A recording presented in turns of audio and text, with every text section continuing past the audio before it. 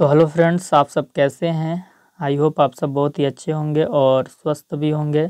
मेरा नाम है ब्रिजेश कुमार और आप देख रहे हैं कोर्सेस पॉइंट यूट्यूब चैनल।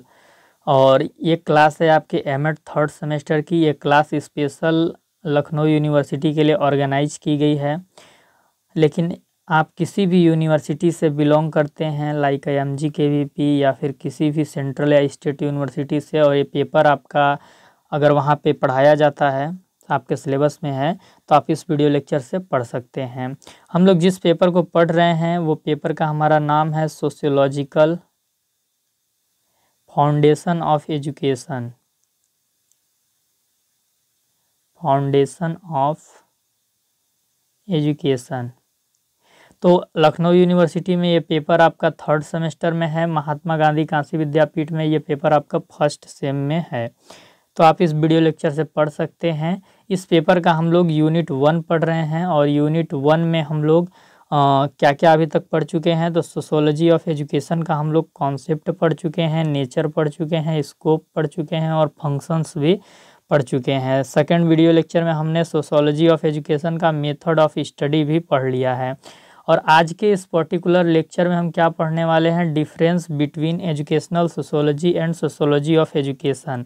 दो टर्म हैं, एक है एजुकेशनल सोशियोलॉजी शैक्षिक समाजशास्त्र, और एक टर्म है सोशियोलॉजी ऑफ एजुकेशन। तो इन दोनों के बीच में हम क्या देखेंगे, अंतर देखेंगे आज के इस वीडियो में।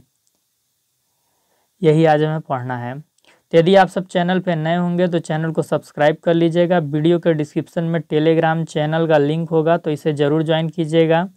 यहाँ पर एमएड के चारों सेमेस्टर की क्लासेस रेगुलर बेसिस पे चलती हैं, जिसका नोटिफिकेशन आपको टेलीग्राम चैनल पे ही मिलता है। साथ ही हम बहुत जल्द नेट और JRF की तैयारी इस चैनल पे कराने वाले हैं एजुकेशन से, तो उसकी सारी सूचनाएं आपको इसी टेलीग्राम चैनल पे मिलेंगी, तो आप इसे ज्वाइन कर लीजिएगा। और साथ ही आपको वीडियो के डिस्क्रिप्शन में व्हाट्सएप चैनल का लिंक मिल जाएगा, तो आप क्या कीजिएगा कि व्हाट्सएप चैनल को भी ज़रूर ज्वाइन कर लीजिएगा, क्योंकि यहाँ पर हमारे फॉलोअर बहुत कम है। ये पर्सनल रिक्वेस्ट है मेरा आपसे, ठीक। चलिए आज का वीडियो लेक्चर स्टार्ट करते हैं। चलिए देखिए, आज का जो हमारा टॉपिक है वो है difference between educational sociology and sociology of education. शैक्षिक समाजशास्त्र और शिक्षा के समाजशास्त्र के बीच अंतर। तो हमने आपको सोशियोलॉजी ऑफ एजुकेशन, शिक्षा का समाजशास्त्र क्या होता है, इसके बारे में बताया था। शिक्षा का समाजशास्त्र बेसिकली क्या होता है, शिक्षा के द्वारा इसमें हम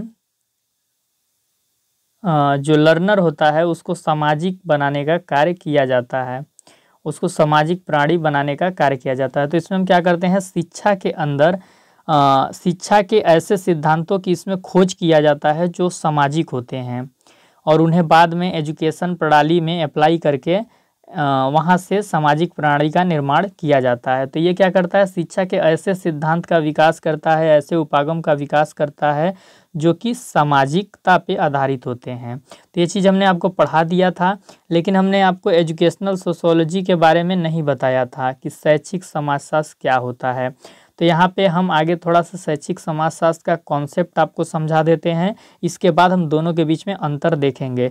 जो अंतर यहाँ पे हम आपको बता रहे हैं सेम वही आप एग्जाम में लिख दीजिएगा, आपको अच्छा नंबर मिलेगा। अगर आप इंग्लिश मीडियम के विद्यार्थी हैं तो इंग्लिश में आप ट्रांसलेट करके इसको अपना नोट्स बना लीजिएगा।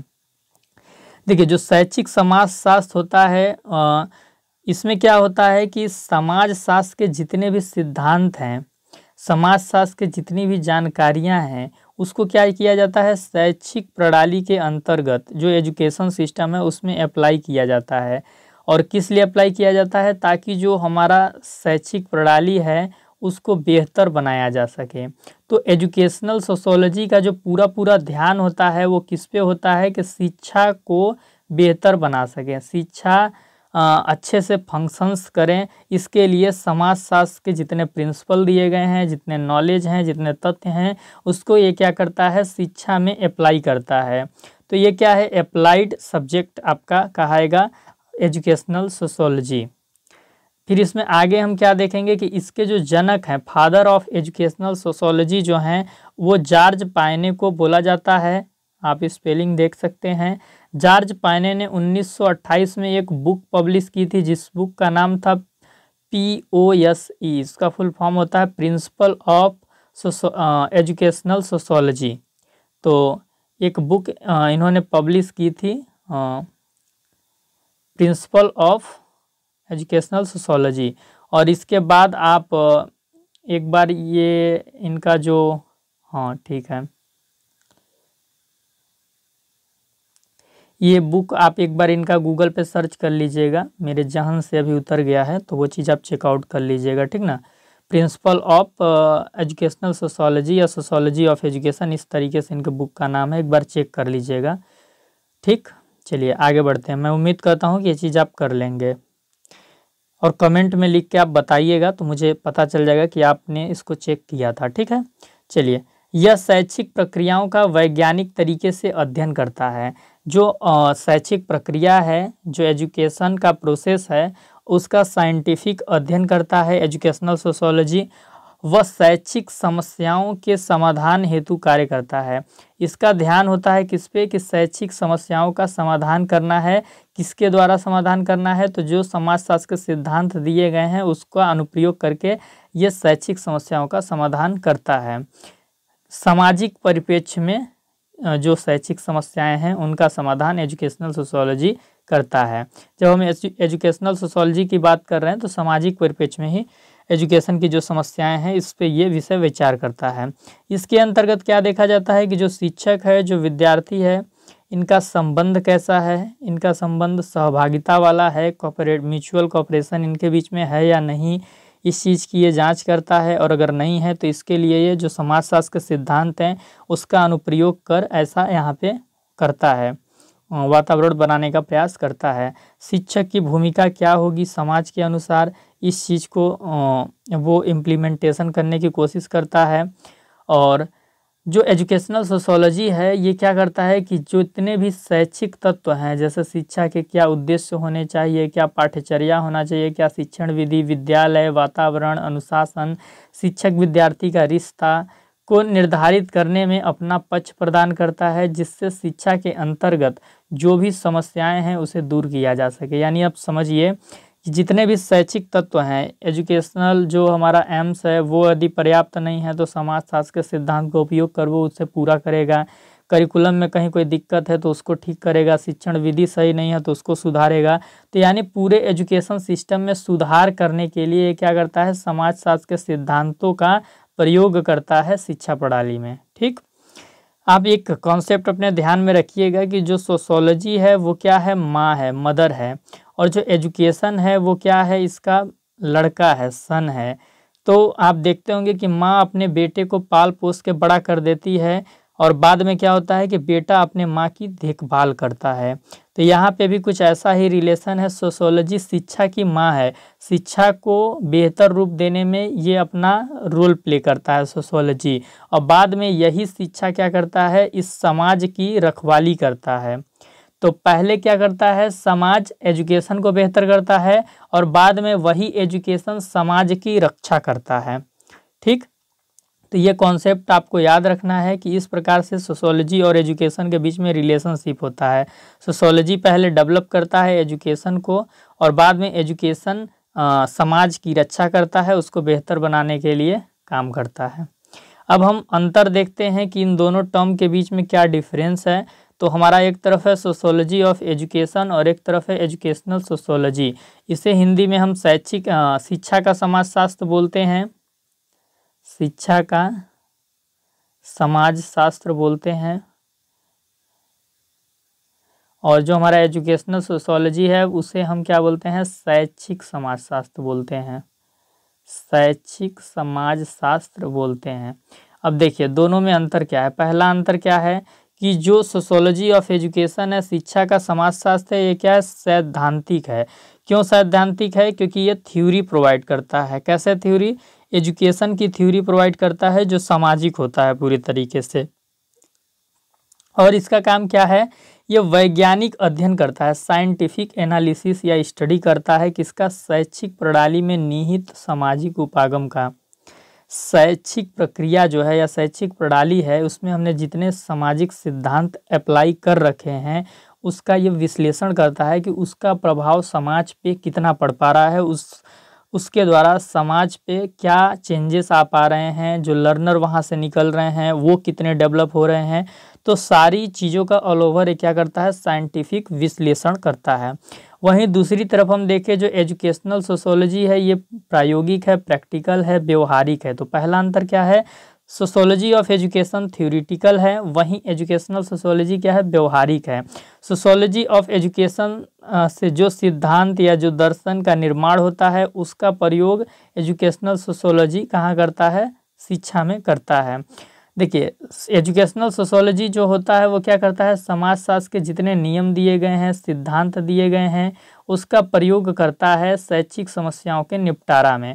यदि शिक्षा के अंदर कोई समस्या आ गई तो जो सोशोलॉजी के द्वारा प्रिंसिपल्स दिए गए हैं, जो नियम बताए गए हैं, उसका प्रयोग करके ये शिक्षा की समस्याओं का हल करता है। जबकि सोशोलॉजी ऑफ एजुकेशन जो होता है वो क्या करता है कि शैक्षिक प्रणाली में जितने भी सामाजिक उपागम, समाजशास्त्र के सिद्धांत अप्लाई किए गए हैं उसका कितना प्रभाव पड़ रहा है समाज पे, लर्नर उससे कितना डेवलप हो रहा है, इस चीज़ का वो विश्लेषण करता है। दूसरा अंतर क्या है, इसमें शिक्षा के वितरण पर ध्यान केंद्रित किया जाता है। जो शिक्षा का समाजशास्त्र होता है इसमें यह देखा जाता है कि स्कूल के अंदर किस प्रकार की शिक्षा दी जा रही है, जो शिक्षा दी जा रही है वो सामाजिक है या नहीं, उसको सुनिश्चित करने का काम किया जाता है। यानी स्कूल के अंदर सामाजिक शिक्षा देने का काम किया जाता है, सामाजिक वातावरण बनाने का कार्य किया जाता है शिक्षा का समाजशास्त्र के द्वारा। ये चीज़ पे वो वर्क करता है। और जो शैक्षिक समाजशास्त्र होता है वो क्या करता है कि इसमें शिक्षा को कैसे सुधारा जा सकता है। जो शैक्षिक तत्व होते हैं हमारे, शिक्षक विद्यार्थी का रिश्ता हो गया, पाठ्यक्रम हो गया, अनुशासन हो गया, शैक्षिक वातावरण हो गया, तो इन सब में यदि कहीं कोई प्रॉब्लम है, शिक्षण विधि सही नहीं है, तो उसको ठीक करने के लिए ये क्या करता है, अपना ध्यान केंद्रित करता है, समाजशास्त्र के सिद्धांतों को जानता है और उसको यहाँ पे लाके प्रयोग करता है शिक्षा के अंदर। ठीक, ये चीज़ है। फिर क्या है, इसमें समाज से शिक्षा का क्रम चलता है। जो शिक्षा का समाजशास्त्र है, इस चीज़ को आप समझिए अच्छे से, मैं समझा देता हूँ। जो शिक्षा का समाजशास्त्र है, सोशोलॉजी ऑफ एजुकेशन इसको हम बोलेंगे। इसमें क्या है कि सबसे पहले जो बच्चा होता है वो कहाँ जन्म लेता है, समाज में जन्म लेता है, यानी अपने परिवार में जन्म लेता है। वहाँ कुछ ना कुछ वो सीख ही जाता है। फिर उसके बाद वो विद्यालय में जाता है। विद्यालय में जो चीज़ें उसने समाज में सीखी रहती है उसी को विद्यालय में जाके अप्लाई करता है, लेकिन विद्यालय में भी वो कुछ चीज़ें नया सीखता है। तो जो शिक्षा का समाजशास्त्र होता है इसमें जो क्रम चलता है, समाज से शिक्षा का क्रम चलता है। आगे समाज में शिक्षा लेता है, फिर विद्यालय में जाके वो शिक्षा लेता है। यहाँ शिक्षा का तात्पर्य विद्यालय से है, समाज से विद्यालय का क्रम चलता है। लेकिन यदि हम शैक्षिक समाजशास्त्र में देखें तो इसमें क्या है, शैक्षिक समाजशास्त्र शिक्षा को बेहतर बनाने के लिए कार्य करता है, यानी ये पहले शिक्षा पे ही फोकस करता है। तो इसमें क्या रहता है, ये विद्यालय से अपना कार्य प्रारंभ करता है और फिर समाज में उसी ज्ञान को जाके स्थापित करता है। तो ये क्या करता है कि विद्यालय की कार्यप्रणाली को कैसे बेहतर बनाया जा सकता है, इसके लिए सामाजिक सिद्धांतों का प्रयोग करता है वो। तो ये चीज़ करता है, विद्यालय से समाज की ओर वो उसका क्रम चलता है। फिर इसके बाद जो अगला अंतर क्या है, शिक्षा के समाजशास्त्र की जो समस्याएं होती हैं वो समाज शास्त्र के क्षेत्र से उत्पन्न होती है। शिक्षा के समाजशास्त्र में जिस प्रॉब्लम्स पे विचार किया जाता है वो समाज की समस्याओं पे विचार किया जाता है। इसका उद्देश्य भी होता है कि समाज की समस्याओं का निपटारा करना है शिक्षा के द्वारा। लेकिन जो शैक्षिक समाजशास्त्र होता है वो शिक्षा की समस्याओं का निपटारा चाहता है। और शिक्षा की समस्याओं का कैसे निपटारा चाहता है, समाजशास्त्र के सिद्धांतों के द्वारा। फिर इसके बाद जो अगला अंतर है, पांचवा, वो क्या है, शिक्षा के समाजशास्त्र का जो प्रमुख उद्देश्य होता है शैक्षिक घटनाओं, संस्थाओं के सामाजिक पक्ष। शैक्षिक घटनाओं को सामाजिक परिप्रेक्ष्य में देखना है, संस्थाओं का जो सामाजिक पक्ष है उसकी खोज करता है। यानी मैंने बताया कि ये एक ऐसे सामाजिक उपागम की खोज करता है जो शैक्षिक हो और सामाजिक हो, कि उसे शिक्षा में अप्लाई किया जा सकता हो और वो सामाजिक हो पूरी तरीके से उपागम। तो ये शैक्षिक सिद्धांतों की खोज करता है। वे शैक्षिक जो सिद्धांत होते हैं वो सामाजिक परिप्रेक्ष्य में होते हैं। तो ये खोज करने का काम करता है शिक्षा का समाजशास्त्र। थ्योरी प्रोवाइड करता है।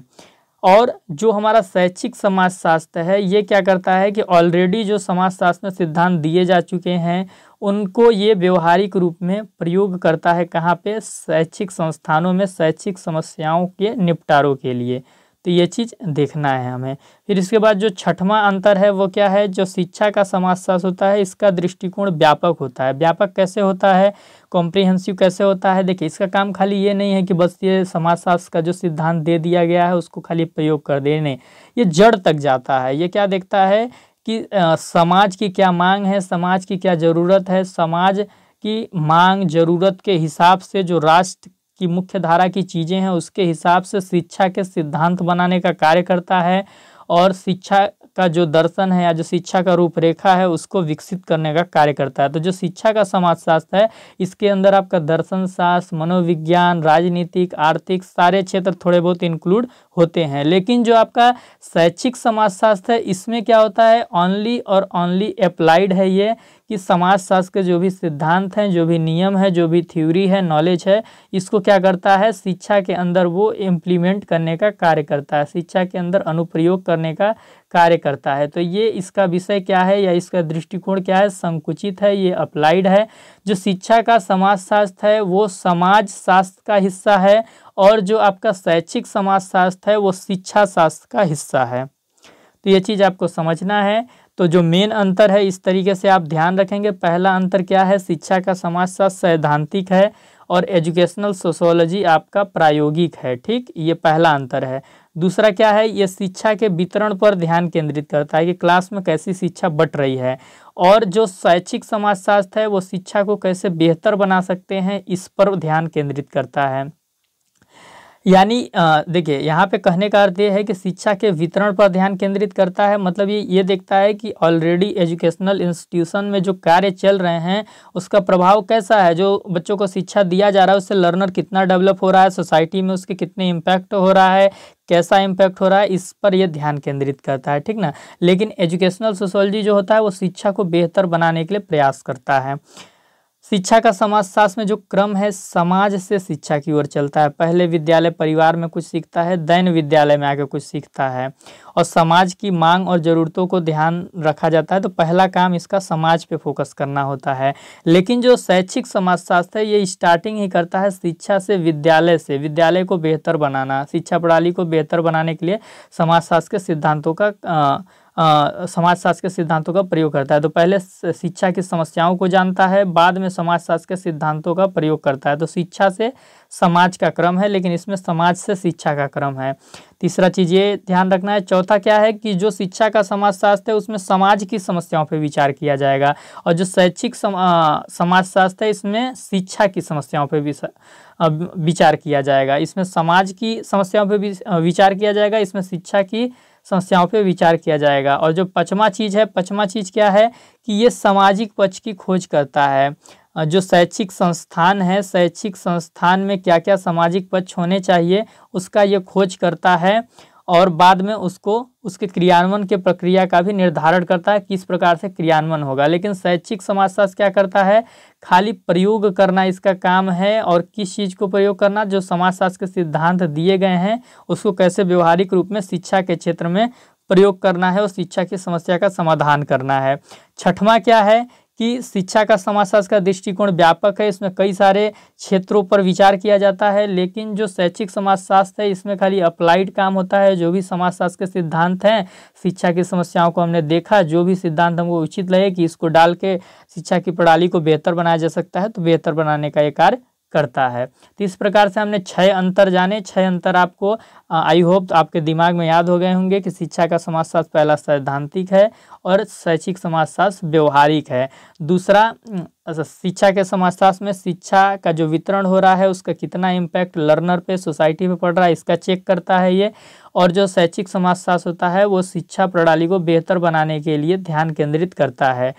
तीसरा क्या है कि शिक्षा का समाजशास्त्र समाज से शिक्षा का क्रम चलता है, शैक्षिक समाजशास्त्र में शिक्षा से समाज का क्रम चलता है। चौथा क्या है कि कि जो शिक्षा का समाजशास्त्र है इसमें समस्याएं समाज से उत्पन्न होती हैं, और जो शैक्षिक समाजशास्त्र है इसमें समस्याएं शिक्षा के क्षेत्र से उत्पन्न होती है। पांचवा क्या है कि जो शिक्षा का समाजशास्त्र है ये शैक्षिक संस्थान के सामाजिक पक्ष की खोज करता है और उसके क्रियान्वयन की प्रक्रिया को निर्धारित करता है, जबकि जो शैक्षिक समाजशास्त्र होता है इसका काम होता है खाली समाजशास्त्र के सिद्धांतों का व्यवहारिक उपयोग करना शैक्षिक समस्याओं के निपटारे के हेतु। और छठवां क्या है कि शिक्षा का समाजशास्त्र का दृष्टिकोण व्यापक है और शैक्षिक समाजशास्त्र का दृष्टिकोण अप्लाइड है। तो आई होप आज के वीडियो लेक्चर से आपको सारी चीज़ें समझ आ गई होंगी। अगर कहीं पे आपको कोई चीज़ समझ नहीं आती है तो कमेंट सेक्शन में आप कमेंट करके पूछ लीजिएगा। हमारी कोशिश होगी कि आपको जो चीज़ भी नहीं समझ आई है वो समझा दी जाए। ठीक है, चैनल पे नए होंगे तो चैनल को प्लीज़ सब्सक्राइब कर लीजिएगा, टेलीग्राम चैनल को ज्वाइन कीजिएगा। यहाँ पर आपको जितनी भी क्लासेस अपलोड होती हैं उसकी लिंक प्रोवाइड होती है। भविष्य में नेट जेआरएफ की तैयारी एजुकेशन से कराई जाएगी तो सारी सूचना दी जाएगी। साथ ही आपको व्हाट्सएप वीडियो के डिस्क्रिप्शन में व्हाट्सएप चैनल का लिंक मिल जाएगा, तो आप व्हाट्सएप चैनल को ज़रूर ज्वाइन कीजिएगा। ये मेरा पर्सनल आपसे रिक्वेस्ट है। और यदि आपने हमसे एमएड के फर्स्ट सेमेस्टर या सेकंड सेमेस्टर में philosophical foundation of education paper पढ़ा है तो कमेंट करके हमें ज़रूर बताइएगा। ठीक।